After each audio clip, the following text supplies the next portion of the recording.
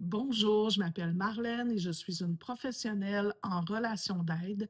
J'ai une formation en sexologie, aussi une maîtrise en intervention en dépendance. Vous allez retrouver sur ma chaîne plusieurs thèmes en relation d'aide, comment vivre avec nos émotions, comment faire face aux 5 grandes blessures de l'être humain. Vous allez aussi retrouver certaines capsules sur les dépendances sexuelles, les fraternités. Alors, je vous laisse aller voir. L'été s'en vient. Si jamais vous avez le temps, moi, je serai peut-être un peu moins présente, mais ça vous donnera l'occasion de retourner sur ma chaîne. Vous allez y trouver presque 50 capsules à ce moment-ci. Donc, aujourd'hui, on se parle de l'amour qui fait mal. Alors, l'amour qui fait mal, c'est souvent plus une peur panique, je dirais, que de l'amour. Donc, souvent, les gens ont peur de se retrouver seuls, alors qu'on peut être tout à fait heureux seul et même plus par moment, parce que les relations, c'est quelque chose qui est très confrontant.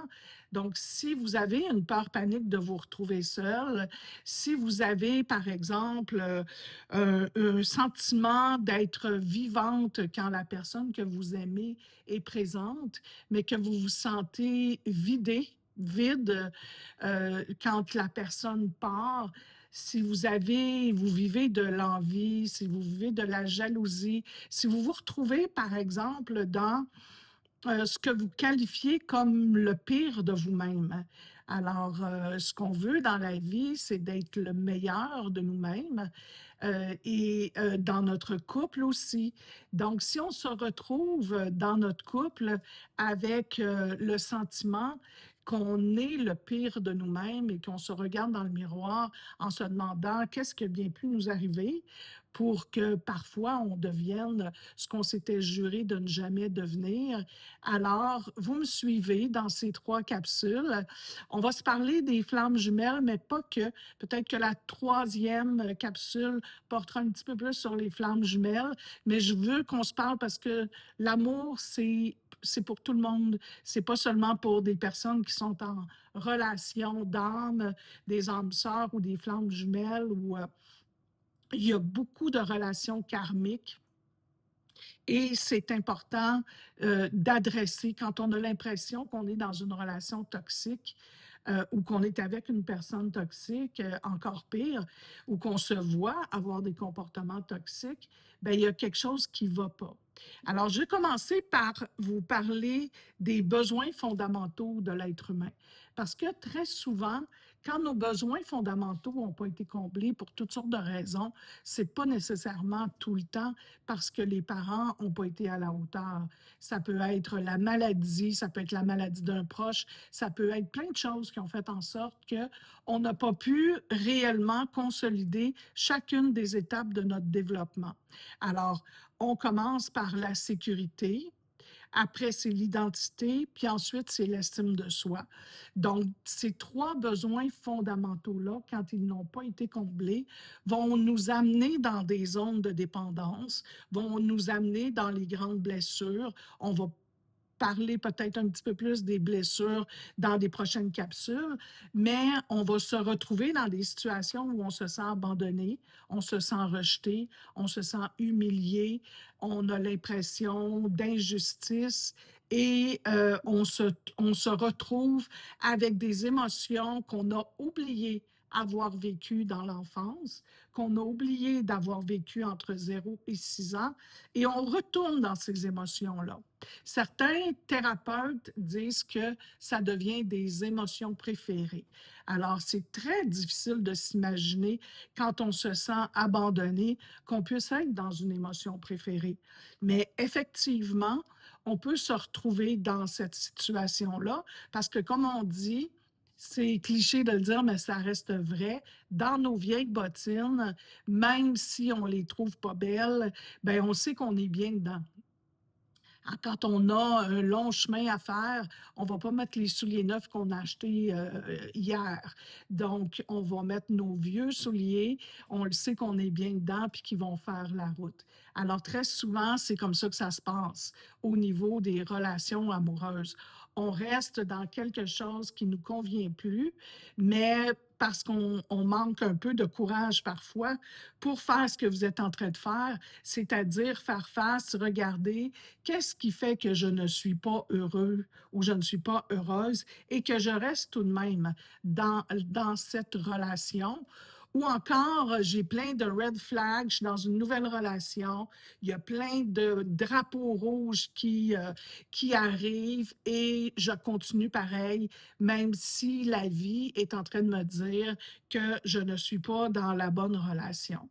Donc, comme je le mentionnais dans la petite annonce de cette vidéo, c'est pas de ta faute. Tu t'es pas seul. On peut le regarder ensemble. L'idée, c'est de voir qu'il s'est passé plein de choses dans ton enfance et que tu as graduellement installé une relation à l'autre qui est déficiente. C'est-à-dire, tu as appris à aimer plus les autres que toi-même, à vouloir plus aimer des autres, d'être aimé des autres que de toi-même. Et ça, il y a quelque chose qui t'amène dans une problématique de manque de respect très souvent dans la relation. Alors, une relation saine, c'est une relation où il y a un respect mutuel, il y a une liberté d'être soi-même et il y a une sécurité émotionnelle. Donc, tu peux déjà me voir venir on parlait tout à l'heure de l'envie ou de la jalousie. Oui, ce sont des traits de caractère qui se sont installés au cours de notre vie, mais à la fois, quand on est en relation de couple, comme on dit si bien, il faut être deux pour danser le tango. Donc, si tu es avec une personne qui ne te sécurise pas, et si tu ne sécurises pas la personne, si vous n'avez pas la liberté de faire ce qui vous convient de faire pour vous sentir épanoui, et s'il n'y a pas de respect mutuel, hein, on voit ça parfois, là, des couples qui se parlent. Je ne vous donnerai pas d'exemple de ça, mais je pense que vous en avez très certainement en tête, qui se parlent pas comme s'ils étaient des amoureux, mais comme si je n'ai pas d'exemple à vous donner parce que chacun des exemples pourrait ne pas être la bonne chose à dire. Donc, je vous laisse vous-même vous trouver des exemples de qu'est-ce que c'est se manquer de respect quand on est dans un couple où, bon, c'est sûr que se respecter soi-même et respecter les autres, c'est pas seulement dans un couple, mais quand il commence à avoir des mots durs dans le couple, quand on commence à parler sur vous, à vous dire que vous n'êtes pas conforme à ce que vous devriez être, tant physiquement que psychologiquement et même peut-être spirituellement, ben c'est un manque de respect. Alors, il faut regarder cette situation-là. Est-ce que vous êtes dans une relation respectueuse? Est-ce que vous êtes dans une relation où vous êtes libre d'être vous-même? Quand quelqu'un nous reprend sur plein de choses qu'on dit, quand la personne voudrait qu'on agisse comme elle agit, qu'on parle comme elle, qu'on soit comme elle, ben c'est un manque de respect envers qui nous sommes. Donc, c'est important que vous réalisiez que vous ne vivez pas, vous vivez avec un masque, vous en permanence, même dans votre propre maison. Alors, si vous sentez que vous ne pouvez pas être vous-même parce que vous allez être qualifié de toutes sortes d'épithètes que vous aimez pas beaucoup et vous avez à vous cacher, à cacher votre personnalité, eh bien, c'est un grand signe que vous êtes dans une relation de dépendance. Alors, la relation saine, c'est une relation qui est, vous avez de l'oxygène quand vous êtes seul à la maison et vous ne passez pas votre temps à vous demander à quelle heure la personne va arriver, quand elle va arriver, et que vous allez devoir remettre le masque au moment où la personne arrive. Alors, si vous sentez ça, si ce que je dis vibre en vous, c'est possiblement parce que vous êtes dans une relation affective. Alors, L'amour sacrificiel qu'on appelle. Vous vous sacrifiez continuellement. Alors, c'est normal de prendre ses responsabilités dans une relation de couple. C'est normal de faire sa part des choses, tant sur le plan financier que sur le plan familial, que sur le plan des responsabilités. C'est tout à fait normal. Mais quand il y a un déséquilibre et que vous êtes continuellement à vous sacrifier, vous ne pouvez pas aller manger avec vos amis, vous n'avez pas le temps de faire ça ou on vous suggère fortement de ne pas le faire. Vous n'avez pas le temps de prendre soin de vous, d'aller chez le coiffeur, d'aller au spa, de faire des choses que vous aimez. Soit vous n'avez pas le temps ou encore vous sentez que ça ne sera pas accepté si vous le faites et que vous êtes continuellement à faire des sacrifices de tout ce que vous aimez ou de plein de choses que vous aimez pour satisfaire votre partenaire, eh bien, il faut vous poser la question si vous ne seriez pas par hasard dans un amour sacrificiel. Voilà pour la première partie, pour essayer de faire un petit peu de ménage dans ce que vous vivez à la maison. Êtes-vous dans une relation saine ou si vous seriez pas plutôt dans une relation de dépendance?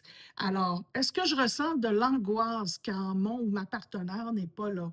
Est-ce que je me sens bien seulement si l'autre me valide? Est-ce que je supporte des comportements que je n'accepterais jamais chez un ami? Voyez, ça aussi, c'est un bon guide. Quand vous-même, vous ne feriez pas quelque chose ou que vous n'accepteriez pas qu'un ami le fasse, si votre conjoint ou votre conjointe le fait, ou votre ami de cœur le fait, eh bien, sachez qu'il y a quelque chose qui ne va pas. Donc, il y a des moyens, on va en parler tout au cours de ces 3 capsules. On commence à regarder des pistes d'action, donc faire silence en toi et en soi ou en toi et se reconnecter avec tes besoins. Donc, c'est important que tu puisses prendre du temps toute seule ou tout seul à toi, que tu sois dans la nature, que tu sois étendu dans ton lit, que tu sois une forme de méditation pour pouvoir, à tout le moins, se poser ces questions-là. Quand on aura terminé cette série, j'aurai pour toi un document qui pourra t'aider à te poser les mêmes questions que je t'ai posées, que tu pourras aller copier et travailler. Tu sais, si tu fais les exercices que je te propose dans chacune des capsules et que tu as la chance de pouvoir le partager avec un autre être humain, écris-moi si ce n'est pas le cas. Moi, je vais te lire, c'est certain. Tu peux aller très, très loin. Si tu n'as pas la capacité d'aller en thérapie, moi, c'est mon but, c'est de t'aider à faire ce que tu peux faire si tu ne peux pas aller en thérapie parce que tu n'as pas les moyens, parce que tu es trop loin, parce qu'il n'y a pas de thérapeute dans ton coin, etc. Il peut y avoir plein de raisons. Puis il y a beaucoup, beaucoup de personnes qui me disent parce qu'elles n'ont pas le temps. Alors, c'est important que tu te donnes le temps. Surtout si tu ne peux pas aller en thérapie, donne-toi le temps de faire ces petits travaux. Mes capsules sont un petit peu plus courtes parce que je veux justement que tu prennes le temps de les écouter et que tu aies un petit devoir à faire pour pouvoir te suivre. Parce que juste de m'entendre, ça ne veut pas nécessairement dire que ça va monter tout de suite. Mais si tu prends le temps de méditer un peu et que tu te poses les questions que je t'ai nommées dans cette capsule, ça serait probablement très aidant pour toi. Alors, cherche l'amour en soi. Cherchez l'amour en soi avant de le demander à l'extérieur. Est-ce que tu fais ça, toi? Est-ce que tu te donnes tout ce que tu demandes à ton partenaire ou à ta partenaire de te donner? La sécurité, l'estime de soi et l'identité. Donc, bien connaître qui nous sommes. On reviendra sur ces notions-là, sur les 3 éléments cruciaux pour le développement d'un être humain. Pour aujourd'hui, je te laisse avec un petit mot.